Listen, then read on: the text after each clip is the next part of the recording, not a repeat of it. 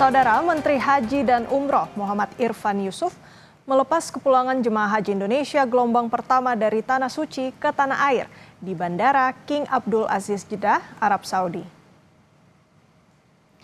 Menteri Haji dan Umroh menyapa jemaah haji yang hendak pulang ke Tanah Air Minggu malam waktu Arab Saudi. Menhaj secara simbolis mengalungkan syal kepada perwakilan jemaah sebelum jadwal keberangkatan. Menhaj mendoakan agar seluruh jemaah selamat hingga tiba di Indonesia dan menjadi haji yang mabrur. Menhaj menyampaikan permohonan maaf atas berbagai kekurangan layanan selama penyelenggaraan ibadah haji.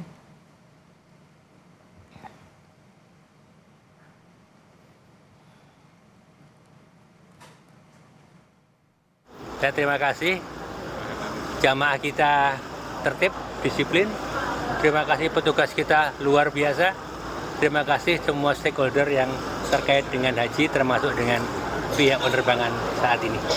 Kita ada hal yang tidak puas, pertama tentang kesehatan, yang kedua tentang pelayanan di Mina. Mina kami akui memang banyak kekurangan dan insya Allah kita akan kejar nanti tahun depan. Demikian juga kesehatan. Walaupun kita sudah berhasil menekan angka kematian, tapi masih belum memuaskan. Mudah-mudahan tahun depan kita bisa lebih perbaiki lagi. Sementara itu, jemaah haji khusus Patuna Travel yang tergabung dalam rombongan Biru Arbain bersiap kembali ke tanah air. Rombongan Biru Arbain Patuna Travel merupakan jemaah haji khusus Indonesia pertama yang tiba di Tanah Suci.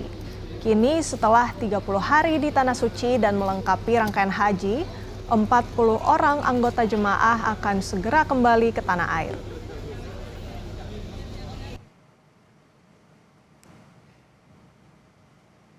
Insya Allah kami akan tawaf wada di siang ini dan setelah itu kita akan menuju ke Jeddah untuk persiapan kita meninggalkan Tanah Suci dan kita akan ke tanah air. Insya Allah mudah-mudahan seluruh rangkaian ibadah jamaah haji senantiasa diterima oleh Allah Subhanahu wa taala, menjadi haji mabrur dan tidak lain kecuali untuk menjadi agen-agen perubahan yang akan bermanfaat tentunya di lingkungan masing-masing dan untuk bangsa negara kita Indonesia. Jemaah haji khusus Patuna Travel mengunjungi Jabal Uhud atau Bukit Uhud. Lokasi ini menjadi saksi sejarah Perang Uhud di masa Rasulullah. Berikut liputan jurnalis Kompas TV Merita Effendi dan juru kamera Diah Megasari.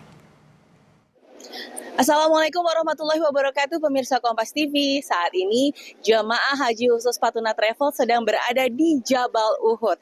Ini adalah bukit atau gunung yang menjadi saksi sejarah perjuangan Rasulullah bersama dengan para sahabat. Saya sudah bersama dengan tour leader, salah satu tour leader dari Patuna Travel, ada Ustadz Edi Saputra. Ustadz, sedikit ceritakan tolong kepada kami pemirsa Kompas TV, apa filosofinya dari Jabal Uhud ini, mengapa kemudian ini menjadi saksi sejarah dan bahkan disebutkan akan ada di surga kelak. Begitu benar Ustadz? Ya. Baik, bismillahirrahmanirrahim. Jadi di Jabal Uhud ini adalah tempat menjadi saksi bahwa disinilah terjadinya Perang Uhud.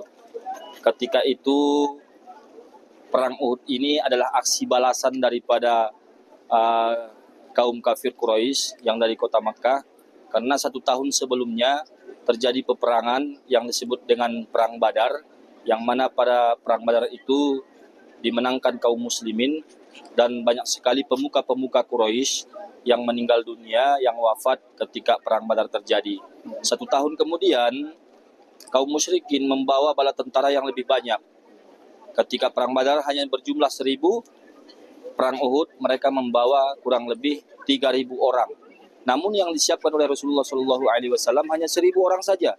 Bahkan 300 diantaranya adalah kaum munafik yang sudah mundur sebelum berperang. Kemudian terjadilah Perang Uhud, yang mana pada Perang Uhud ini Rasulullah SAW menempatkan kurang lebih 50 pasukannya berada di Jabal Rumat, yaitu yang disebut dengan Jabal Pemanah. Kemudian ini ada tadi kita sudah melihat ada pemakaman ya Ustadz ya. Siapa saja yang dimakamkan di sana Ustadz? Apakah termasuk diantaranya adalah paman Rasulullah di situ? Ya, jadi ini ada pemakaman syuhada Uhud yang mana salah satu paman Rasulullah Shallallahu Alaihi Wasallam seperti yang Mbak Merita tadi sampaikan, paman kesayangan Rasulullah Shallallahu Alaihi Wasallam yaitu Sayyidina Hamzah radhiyallahu anhu. Beliau meninggal dunia ketika perang Uhud terjadi dan beliau juga dimakamkan di pemakaman syuhada Uhud ini dan termasuk sahabat-sahabat kurang lebih 70 orang dimakamkan di pemakaman syuhada Uhud. Baik Ustadz, terima kasih banyak. Sama-sama. Semoga kita semua bisa mengambil nilai-nilai baik dari perjalanan sejarah kita hari ini. Betul. Terima kasih banyak Ustadz Sama-sama. atas waktunya.